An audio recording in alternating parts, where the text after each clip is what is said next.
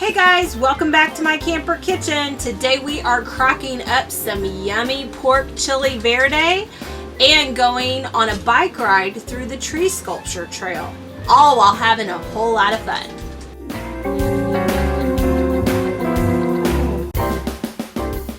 Hey guys, we are getting a very late start to crock potting today and our day's activities. We had all kinds of work things we had to do today, and it's our last day and full day in Galveston. So we wanted to make sure that we got to see one more thing that we have been waiting on, which is the tree sculpture trail, which we will show you here in a little bit. But in the meantime, I need to get dinner cooking so that when we get home from our big adventure, we have some yummy pork stew waiting on us. This will have hopefully a stew-like consistency, or you could even serve it up in, if you're eating low carb tortillas, or if you're not eating low carb, just eat it in tacos or soft taco shells. So first and foremost, what do we need? I do need to mention, I don't have the cookbook in here because I decided I needed to make this way simpler than what the cookbook said, especially considering we were short on time. But one of my low carb, slow cooking cookbooks I will reference in the post and also down below so you guys can see that's kind of the inspiration for this, but I've kind of taken it in a easier direction so that we can get things crocking pretty quickly. So what we're going to start with is we have a 16-ounce jar of salsa verde, and what I want you to do is pour half of it down in the bottom of a 6-quart slow cooker. That's about half of it. To that, I'm adding 3 tablespoons of butter, and I'm just popping it around here, and a 4-ounce jar of green chilies, and I haven't drained them. I'm gonna leave those yummy juices in there for this. So that's going to be our base. Then I'm going to take 2 pounds of pork shoulder steak, or you could use 2 pounds of pork shoulder and just lay them down in there. We're going to eventually shred this meat and remove the bones so that we can make our stew boneless, because I don't like bones in my stew. Do you? How about you, Mike? No bones about it. No bones about it. Okay. Alrighty. To that, we are going to add, I've taken 2 Anaheim chilies, or I think the original recipe, what was the other one it called for? Poblano. So, with a little bit of research, it said the larger of the chili that you choose, the milder it will be, generally speaking. And that I believe that the Anaheim chilies are a little bit milder than the Poblano. So I went with large Anaheim chilies. So I have 2 of those that I have seeded. Get all those seeds out of there, rinse them off. And I've also roughly chopped here. And then I have about 6 to 8 pieces of bacon that we've already fried up. We fry our bacon in bulk in our air fryer these days, particularly in the camper kitchen. So that makes meal prep a lot easier. Again, I'm going to roughly chop this. And I'm going to dump these 2 things, or sprinkle these 2 things over the top to give a little bit of more flavor. Alright.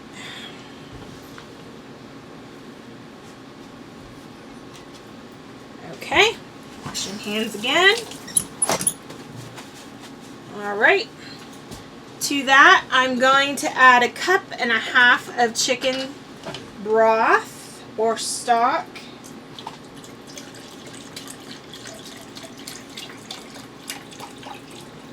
There we go. And now about 1 tablespoon of my garlic. You can use less if you don't like as much garlic. And then I'm going to use 2 tablespoons of minced chopped onion.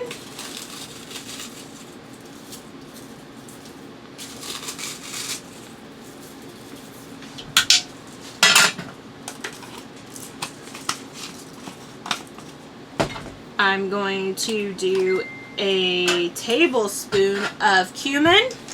This is going to give it a smoky flavor. Whoop! If I actually put it in the slow cooker, that is. Going to do a teaspoon of chili powder. This is that Texas brand chili powder that I found while I was down here.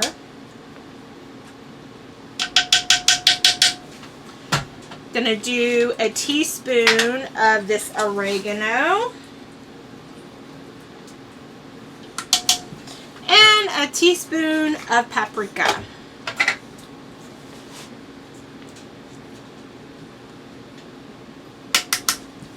To that, I'm gonna add salt and pepper. Pepper.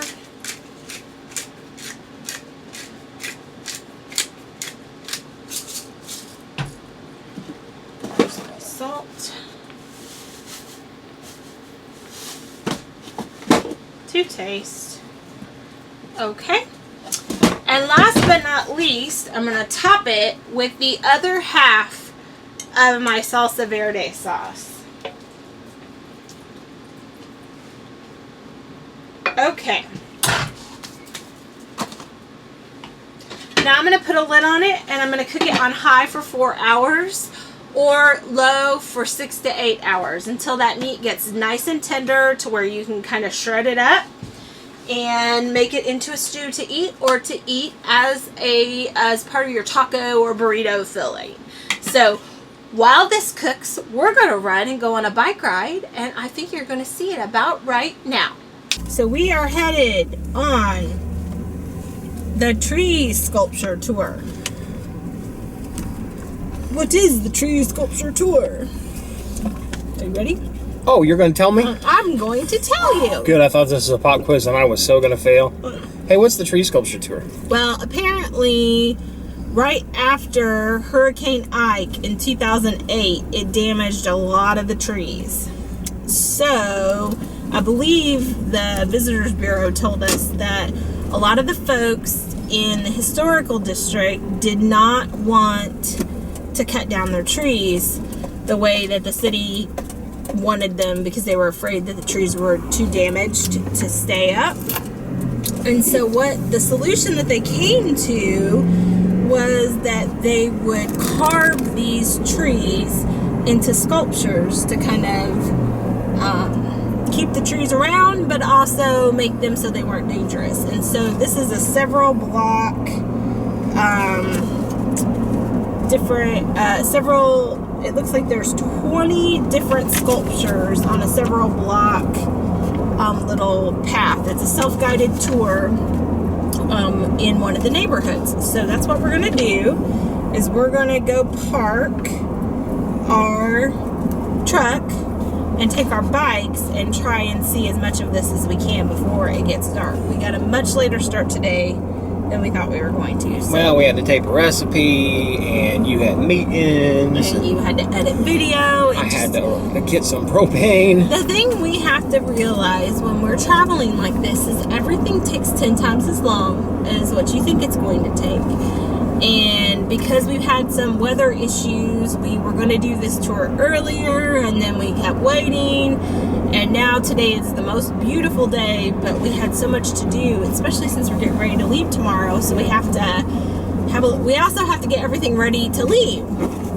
So we're going to see what we can do. We're going to see what we can see. Gotta say this though, for our last full day in Galveston, gorgeous. Yeah, it is beautiful. The sun is shining. There's hardly any clouds in the sky. There's a breeze coming off the Gulf. It's not, I mean, it's 63 degrees right now, but it's a warm 63 with that sun. So this is perfect. So we're going to take advantage of it, get some exercise in, ride some more bikes, and then come back and have some yummy food. Chili or pork chili verde. Yeah. So here we go on a bike ride. All right. All right, here we go on a bike ride.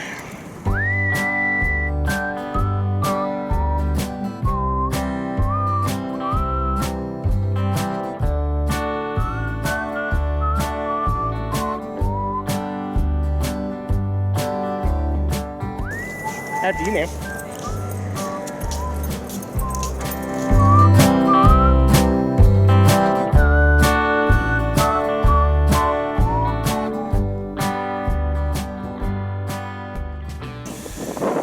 So we're in the historic district in Galveston.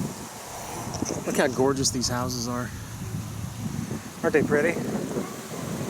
Lined with palm trees. I can see why they didn't want to get rid of the palms, because it's just so pretty. Oh, is it the frog? Is that it? It's the frog. Hey, I saw that. I saw it first. Oh, we found another one. They even painted that one. Huh. I literally said hi to that thing. Finding treasure. It's like finding Pokemon.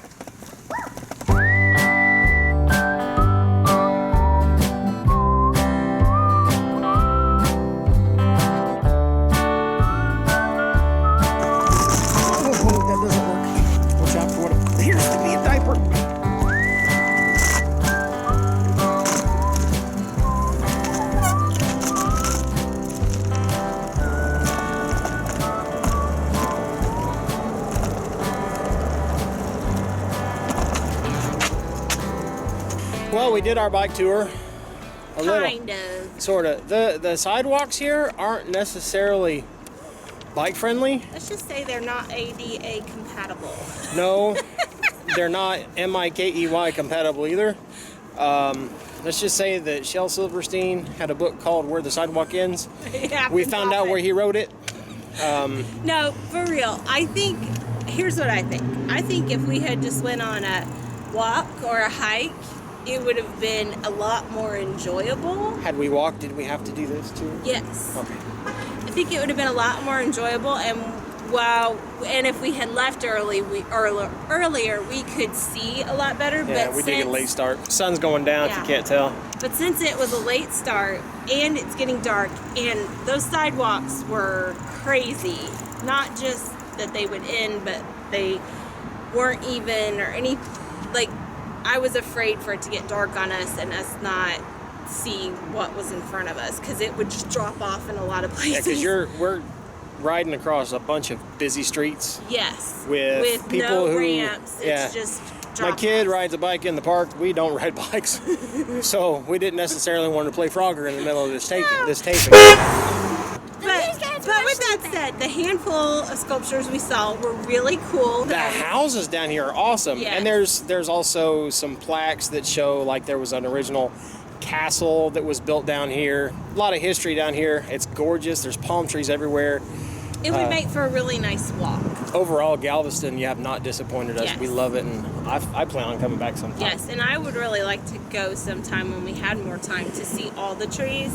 I think, like I said, it would make next time I'm leaving the bike at home. Yeah. So. But now it's time to head back to the camper for our last night here, have a yummy dinner, and then relax a little bit. Alrighty. I don't know. Addie screamed and said, "Dad, there's a snake." So it's not a great big snake. But I have no idea what kind of snake it is in Texas. If anybody could let me know, it would be great. It's a snake that needs to stay outside. Yeah, it's not a snake that I necessarily want to take with me. It don't have a rattle on the tail end of it. But that doesn't necessarily mean it ain't gonna bite me. So we're gonna let this snake be. Yeah.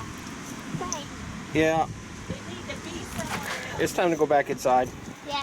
My protector in chief. Hey, I took care of it. Even after you scared me. I didn't mean to. Those sidewalks were way scarier than that snake. Action! And we are back. We are back from our misadventures. No, I tease. What we saw of the tree sculptures was really, really, really cool. But we made two big mistakes. One was we started way too late, which I knew was going to be an issue, and I'm totally bummed about. But it is what it is.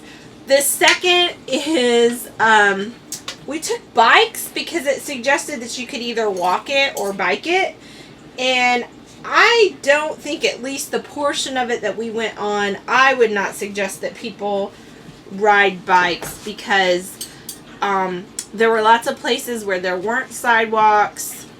It was very busy traffic where we were, and then sometimes the sidewalks would drop off significantly without ramps and those kinds of things. So I would say if I were going to do it again, which I would love to if we had more time, I would definitely recommend, I would want to walk it.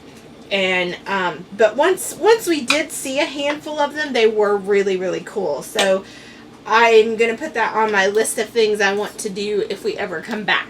But in the meantime, we are packing up and getting ready to go to San Antonio. And our Chile Verde is almost done. I'm just kind of pulling the pork apart and trying to get out the 2 bones that were in my stew. If you remember, I think I shared with you, I used, instead of using just pork shoulder, because I only needed 2 pounds, I used pork shoulder steak, and so it had 2 bones I needed to let cook off. Okay, so I've got that, and so now I'm just kind of pulling the pork apart to make my stew have several chunks in here. But anyhow, and so that's what I'm doing right now. While we were packing up, I've been tending to the stew and trying to get some of our stuff put away inside the camper, because it's kind of like getting ready for another camping trip now that we're going to a new location after being here for so long. And I hear all kinds of commotion outside because Addie and Mikey are outside trying to get, you know, our chairs put away, put the grill away, and all that kind of stuff. And lo and behold, there was this monstrosity of a snake outside our door, which, Mikey, I'll have to show you. Did you get footage or a picture or something? Yes, I got pictures. I got video. I did not get bit, thank goodness. Oh, my goodness. That thing was going to swallow me whole. I'm telling you what. You would have thought that we had some kind of major creature going on outside. I walk out, and this thing is like itty bitty and almost lifeless. At one point, we even thought it was dead, but apparently it's not. Anywho, I think he survived. That was our eventful portion of the night. So now we've got our stew to comfort everybody from such trauma, right? Oh, he's not speaking to me now. Okay, so I've kind of pulled apart the pork. It's been about 3.5 hours, I believe. Now I'm going to put a cup of sour cream into the stew to kind of make it creamy. This didn't have quite a cup, so I'm going to grab some from a new one too. Just a second.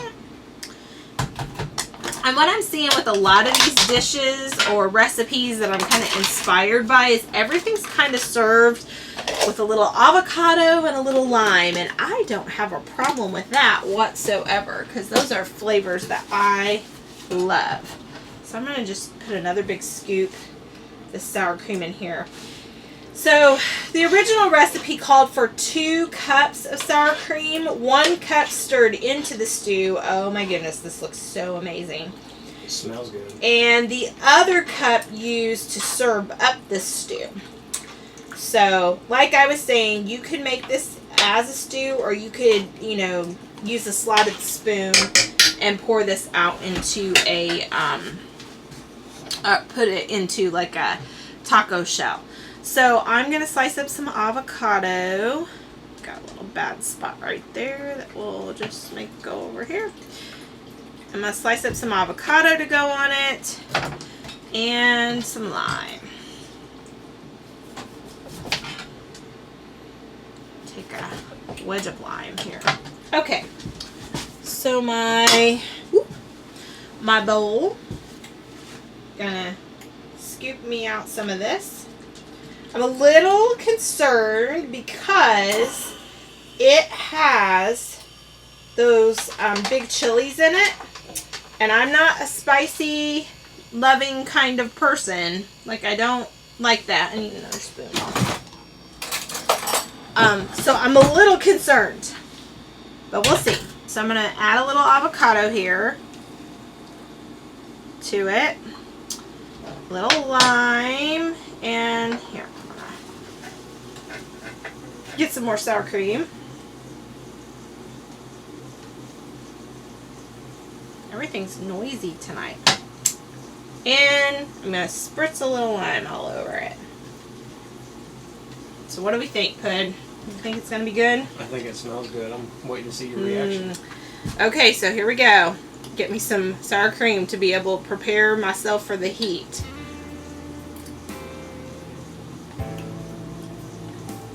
Oh my goodness. I think this is probably, that was really good. This is probably my favorite thing I've made down here. Good stuff. And the sour cream must be cutting the heat because it's not too spicy for me. I'm a spicy wimp when it comes to that. But that pork shoulder steak is amazing in this.